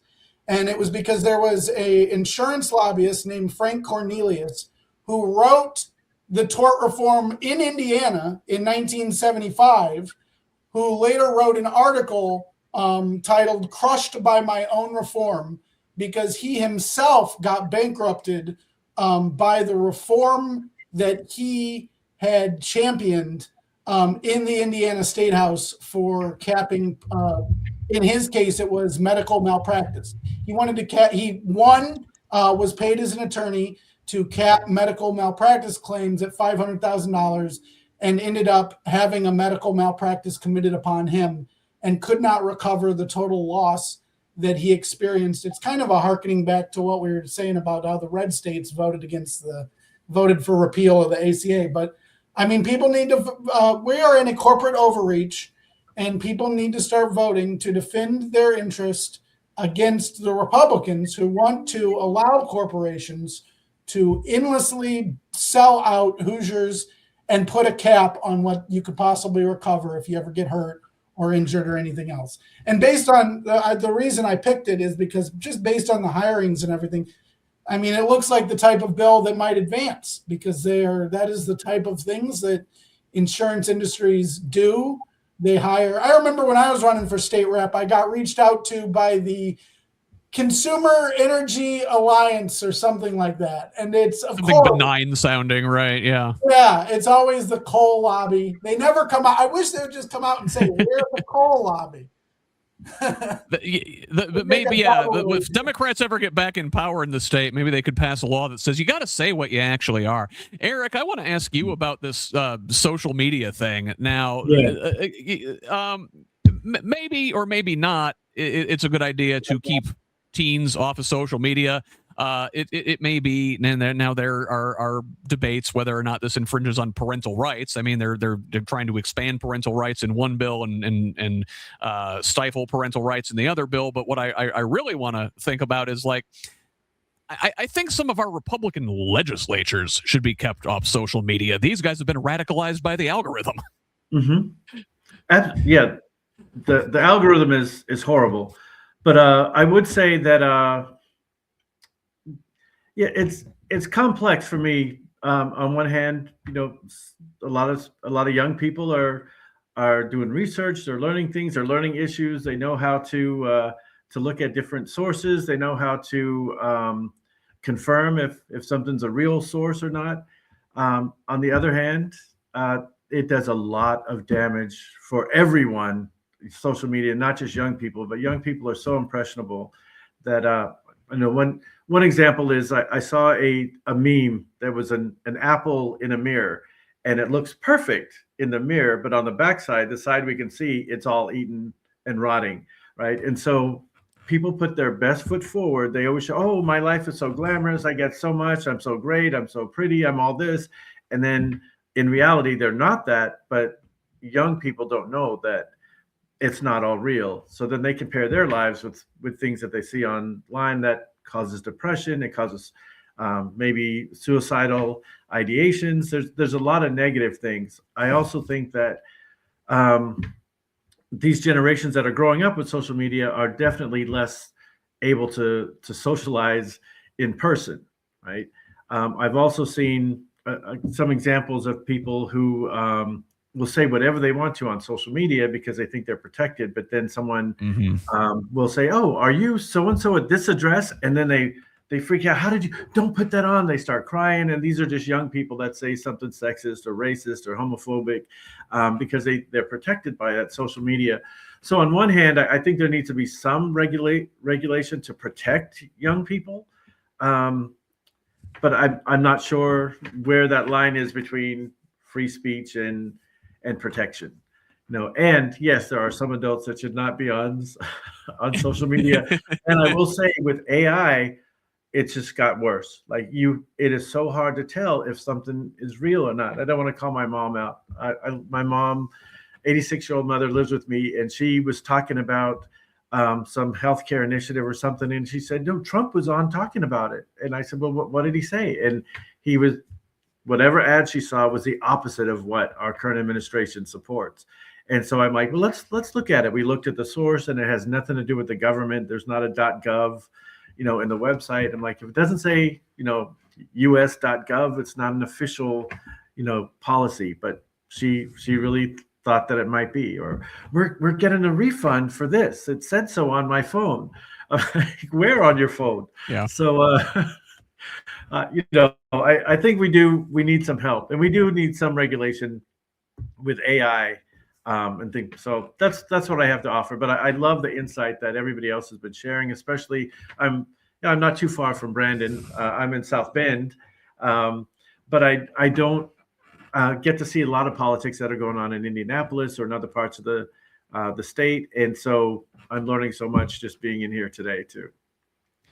That, you know what, Eric, that's what we aim to do here, because the local media in this state is, well, MAGA captured often or non-existent in many places, and the PBS stations are defunded. They got a lot of hard work ahead of them. So anything we can do to increase the amount of truth into the information space that we try to do that. One more thing I'll add, and I think something that we need that I think Lori just did an excellent job, is I wish we had, let me see how I can put this. I think what makes Trump so successful, even when he wasn't president, he was given media time every day. So anything that's going on, he's criticizing it, it's ripping it apart. He even the good things, he's lying about it. So he just has a constant presence, pushing his ideas, derailing other things. Sometimes they might have been bad things. Most of the time, there are good things that I agreed with. We don't have anyone that does anything remotely like that has that access to the media. I think Gavin Newsom has been trying with his memes and his social media, and I love them. They're hilarious, but they're also poignant and make a point. But we need someone that can say, this bill came out, this is what it says, and this is what they really mean. Ladies and gentlemen, they're doing it again. We need someone that can not lie like Trump does, but to break it down, use some common sense and say, this is what they're really trying to get from this. This is what Trump is doing. This is what ICE is doing. This, and just to be critical and constantly deconstruct the lies and what they're doing. I don't know who that person would be, but I think that's what's missing in the Democratic Party in the state and in the country. We don't have that voice, that spokesperson. It could be a comedian. It could be anyone who could gain that access to that gain that attention and have the platform to do that on a regular basis is what we need. I think that's why Trump has been so successful. Yeah, absolutely. I do need to hurry us along here. So there were a couple of important State of the State addresses this week. Now, Chief Justice of the Indiana State Supreme Court, Loretta Rush, gave her State of the Judiciary address on Wednesday, highlighting the teamwork among trial court judges, prosecutors, and public defenders, as well as reminding lawmakers of the deepening crisis of the growing attorney shortage in the state. Indiana ranks 43rd out of 50 states in the number of lawyers per capita, with the offices of prosecutors and public defenders being especially hit hard. But I really wanted to focus on Governor Mike Braun's State of the State address, where he trumpeted trumpeted what he said were his first-year successes on Wednesday night. So this is from the Capitol Chronicle. Most of the address focused on affordability for Hoosiers, from electric bills and rent to property taxes and child care. Now, Democrats pointed out numerous ways that Republicans are now hopping on the affordability bandwagon, giving examples of bills that the Democratic caucus have offered in recent years that Republicans rejected. Now, in his speech, Braun didn't really unveil a typical legislative agenda for his office, instead simply announcing support for several bills already moving through the legislative process. For example, he said he supports Representative Elena Schonkweiler's bill to protect Hoosiers from unnecessary utility rate hikes. While on the topic of energy, Braun issued a full-throated declaration of support for data centers. Moving to home ownership, Braun said he supports a bill from Representative Doug Miller of Elkhart to remove government hurdles and make it easier for Hoosiers to chase the American dream of owning a home. He also announced support for bills to limit cell phone use in schools, ensure that parents have veto powers over their kids' social media accounts, to curb homelessness in public spaces, and a constitutional change to make it easier to hold accused criminals in jail pre-trial. Braun also said affordable child care is needed to grow the Indiana economy and help Hoosiers get better jobs, but that specific priority item will have to wait till next year. Braun also took time to list key accomplishments for his administration during the first year in office, touting property tax reform, efficiency in state government, improvements in education metrics, and GDP growth. Brandon, I'm going to come back to you here. What from the governor's State of the State speech stands out to you? I found it pretty interesting when on the issue of trying to protect against rate hikes, he sounded pretty supportive of data centers, which right.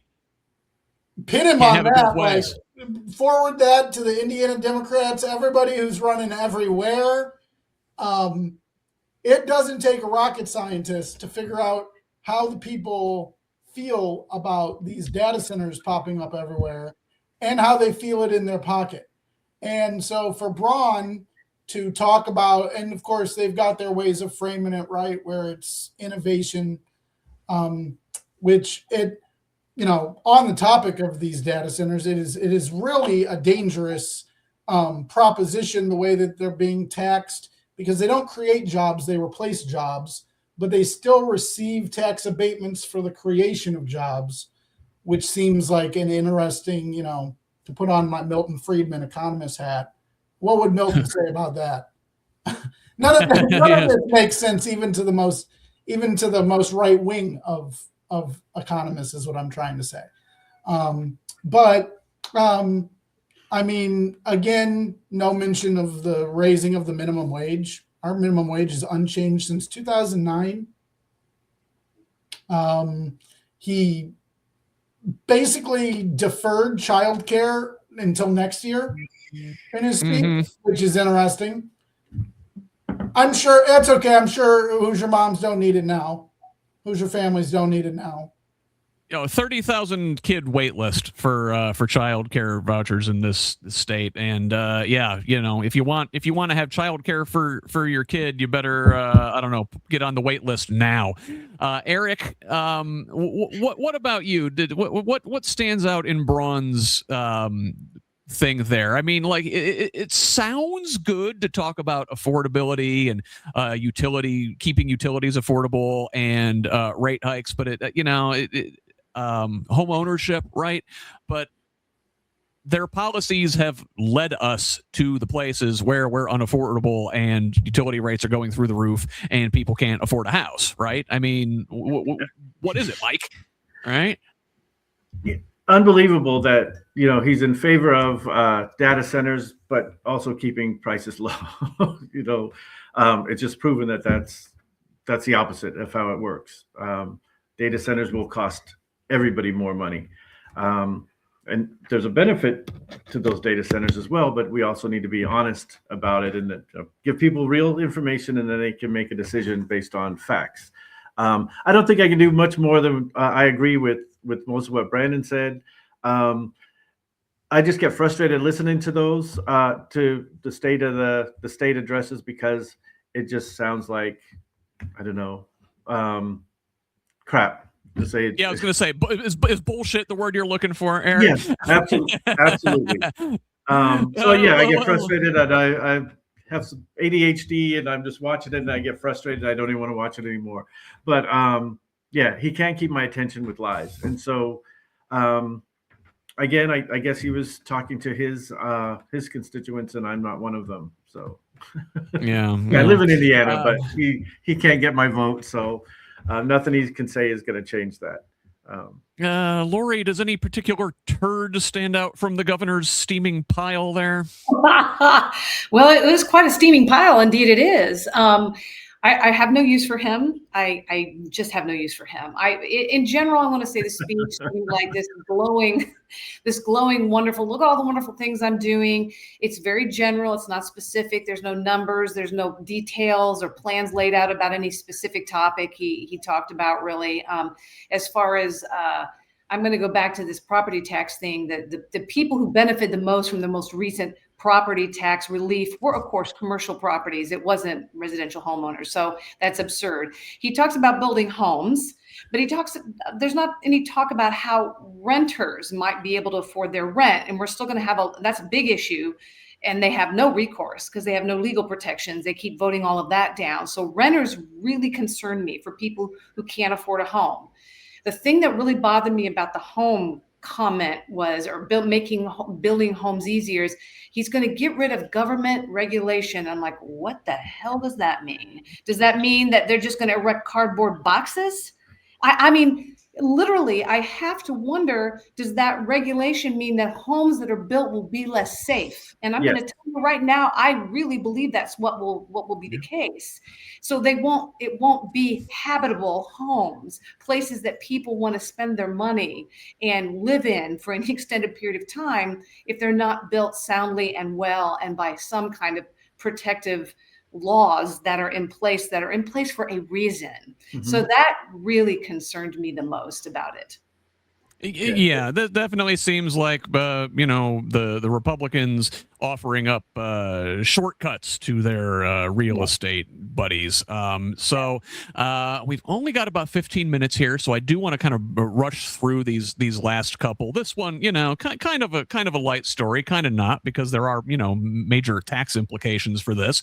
So Braun's State of the State address was sprinkled with football references, including a reference to this, and this is from Yahoo Sports of all places. So Senate Bill 27, which is up for debate at the State House, would establish a Northwest Indiana Stadium Authority and counts two major lawmakers among its authors, Majority Floor Leader Chris Garton and Appropriations Chair Ryan Mishler. This authority would be tasked with acquiring, financing, constructing, and leasing what's needed to construct an NFL stadium.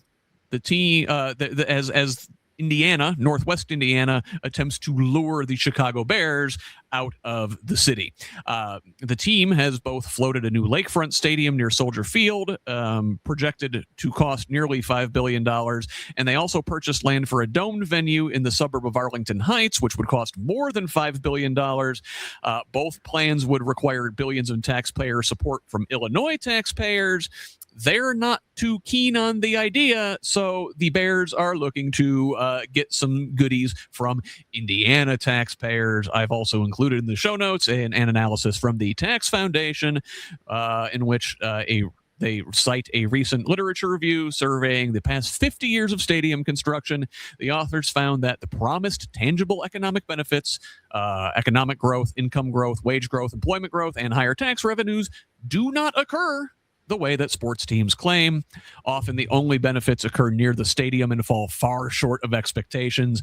So state and city governments are subsidizing development within a single neighborhood with no tangible benefits for the rest of the city or the state. Now, Brandon, I hate to shit on this idea as you're there in Northwest Indiana with your Bears sweater on, got a big playoff game tonight. I grew up in Northwest Indiana. I am a Bears fan. I don't want any part of this. Yeah, so I'll admit, when I saw this, I'm like, oh man, this is like the worst thing for me to comment on, because everybody politically, this is like it's a political football in Northwest Indiana. You have everybody has to fawn over support for it. You got, the Hammond Mayor, McDermott, Gary Mayor, Melton. Everybody is writing up proposals because they have to. It's like basic governmental due diligence if they don't. But we, the people, do not need to pay for sports stadiums. The McCaskey family is worth billions of dollars. Yep. And it is this constant, it's a shell game. It's an economic shell game, race to the bottom, being committed against these communities. Our state is being leveraged against the city of Chicago in this maneuver, and all the people of Chicago. And $350 million on subsidies, money that we could have. And of course, they always try to act like, oh, well, we wouldn't have it if not but for that. But if you continue that logic with race to the bottom economics, eventually none of us will have anything. So always keep that in mind. And it pains me to say as a Bears fan, but one team is really good at doing this the right way, and that's the Green Bay Packers. Scott, we might have to have a special segment at some point about the great conflict that exists within me, because I'm a Cubs fan, but I may or may not have observed that the White Sox are a more working class team. I'm not going to admit to that at this point in time. I'm just going to state that might be something that I've observed. But even worse so, the Packers are the only publicly owned franchise of all North American sports franchises. And that I want it to have a place in my heart, but man, I would betray everybody. I'm a big sports fan. If I were to come out tomorrow as a Packers fan, I would have friends that might literally kill me. Yeah. It's complicated. They stir up the complicated feelings. Sports has a unique place in our culture. I want to move on to our last story here today. So this one, Bo Bai, the son and grandson of U.S. senators, of former Governor Evan Bai, is vying to be Secretary of State as a Democrat. Well, we got some finance information from him this week, and he has reportedly raised nearly $2 million in the first 3 months of his Secretary of State campaign, more than every other Democrat who's vied for the office in more than a decade has raised their entire election cycles. Now, his campaign issued a press release touting that most of his donations are under $100 and 85% of them are from Indiana.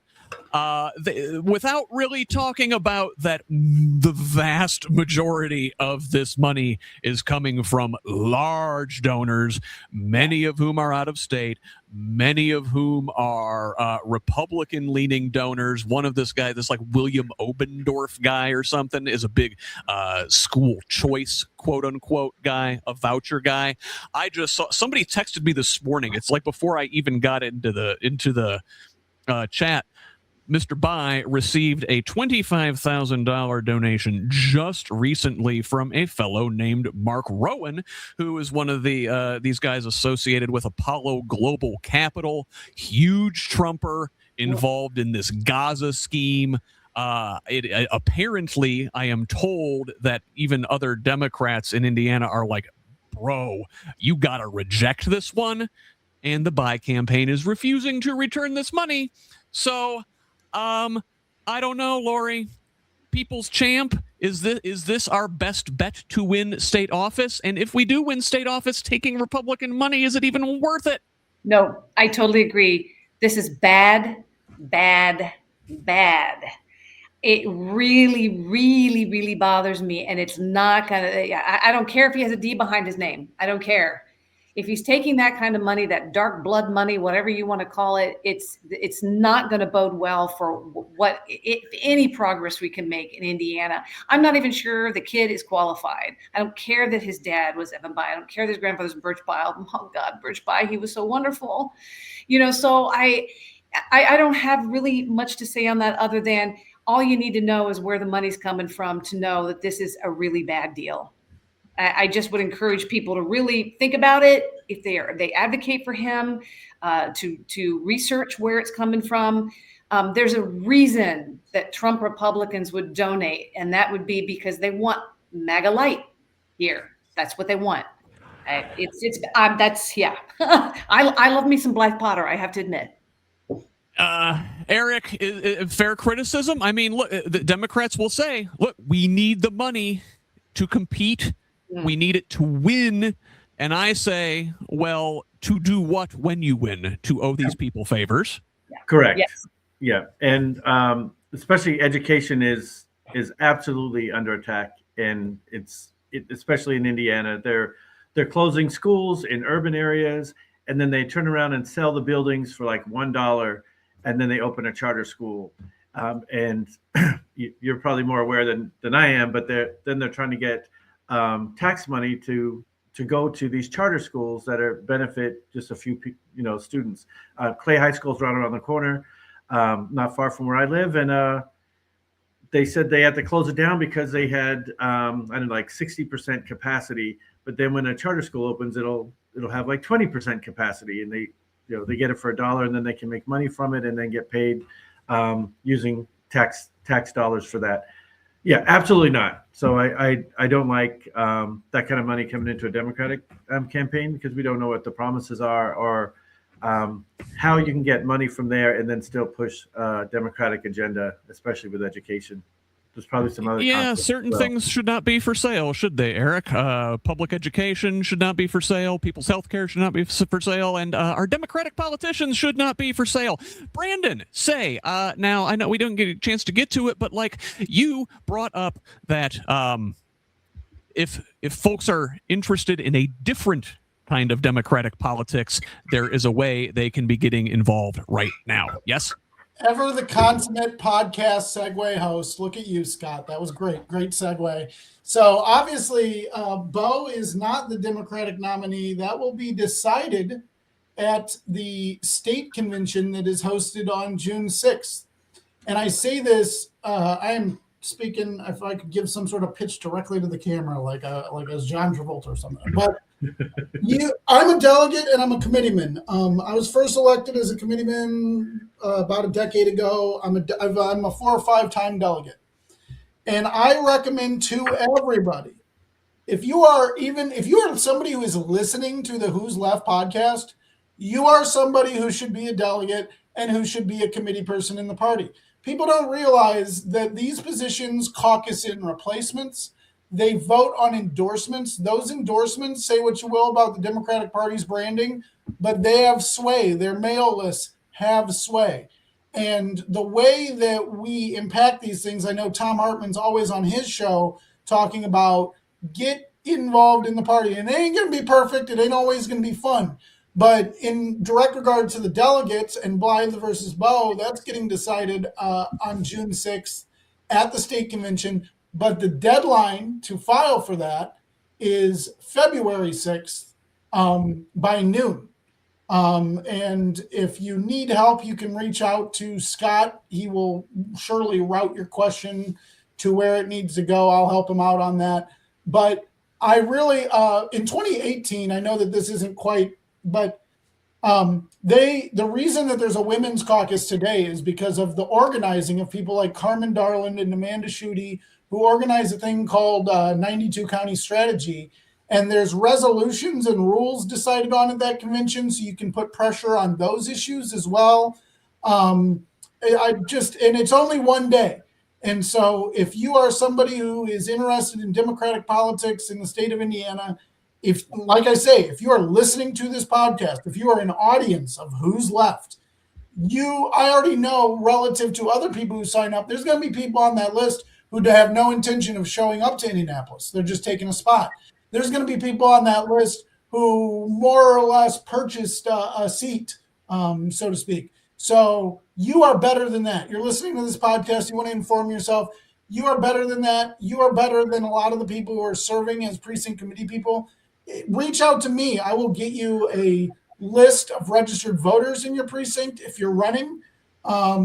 I encourage all of you, the party, and it doesn't work perfectly like this, but it's supposed to be a ground-up apparatus from the delegates determining what the state party does, and the precinct committee people determining what the county parties do, and those two being elected on the ballot. If you've got an issue, every time you've ever been upset about something the Indiana Democratic Party did, guess what? In a really convoluted way, we do have control over it. Yep. I want to point out we're not one of the states like 30 other states who elect their own state chair. Just throwing that out there.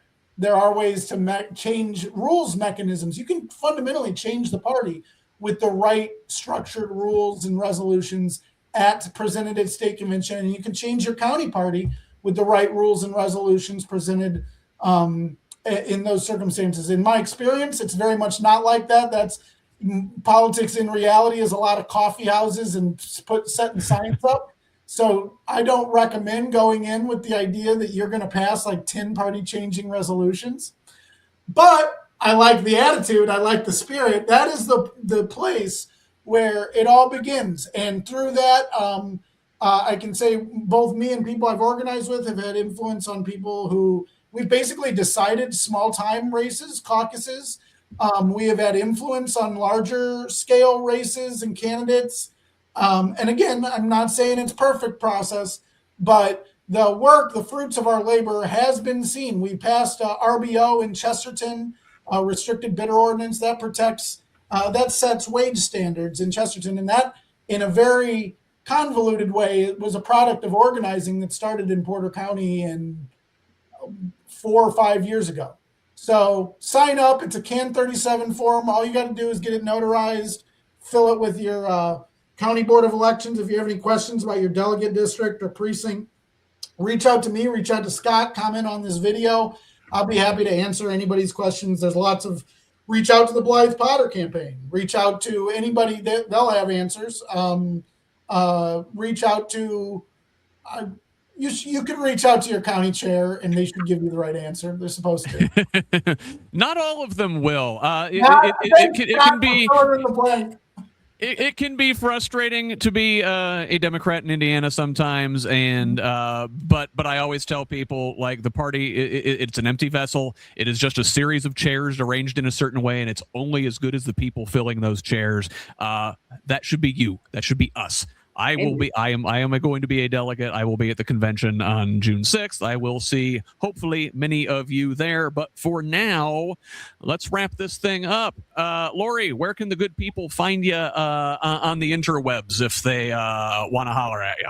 Well, right now, I have a Substack publication is called What About Indiana? I've been so busy, I've hardly been able to put any posts out, but that's a good way to look for me. Honestly, since I'm an actor, if you really want to reach out to me without giving you a whole long email address, LoriEckerActress.com is where you can find me, although I'm mostly a political activist now. So that's how you can reach me. And I'm also with Indivisible Central Indiana, if you want to try and reach me through them as well. Thank you so much. Very good. Yeah. Thank you, Lori. Eric, how about you? Mostly social media. I'm in the process of developing a new website for my consulting business, but at the moment, just social media. You can search my name. All right, fantastic. And Brandon, close us out. Well, it's a good reminder that on Wednesday at noon, campaign finance reports are due, and you can reach out to me through that email inbox. I've developed a system that automatically does campaign finance reports. You can get me at brandon@campaignfinance.app. You can also find me, Brandon, at the Ballot Boxers. You can look me up on Facebook. You can find my number somewhere. I'm a pretty public person, so any way you want to reach out to me, just go for it. Also, I'm the only Dothager I know, so just go for that last name. All right, very good. Finally, you can find me online at HoosLeft.us on Blue Sky, Instagram, and Threads. On Facebook, YouTube, and TikTok, it is at HoosLeft. Also, again, please subscribe on Substack over at progressiveindiana.net and follow us on Progressive Indiana Network on the social medias on Blue Sky and TikTok. It's PIN Indiana. I think that covers it all. On behalf of my guests today, Lori Ecker, Eric Love, and Brandon Dothager, I am Scott Aaron Rogers. Love each other, Indiana.